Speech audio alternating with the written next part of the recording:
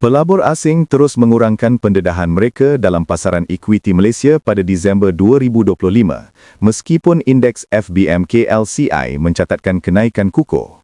Menurut Maybank Investment Bank, jualan bersih asing berjumlah 2.0 bilion ringgit pada Disember, menjadikan jumlah keseluruhan aliran keluar sepanjang 2025 kepada 22.3 bilion ringgit.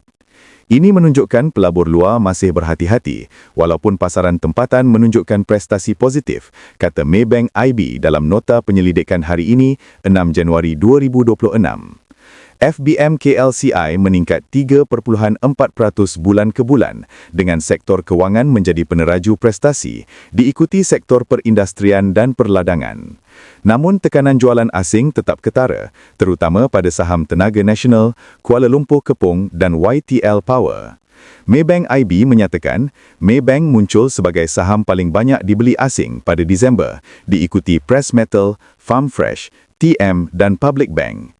Sebaliknya, Tenaga Nasional kekal sebagai saham paling banyak dijual, diikuti IHH Healthcare, 99 Speedmart, KL Kepong dan YTL Power.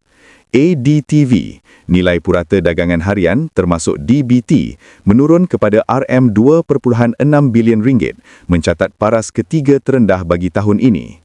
Dalam ASEAN 5, Indonesia mengekalkan aliran masuk bersih asing bagi bulan ketiga berturut-turut dengan Rs0.73 bilion, manakala Vietnam dan Thailand masing-masing merekodkan aliran masuk Rs0.1 bilion dan Rs0.2 bilion.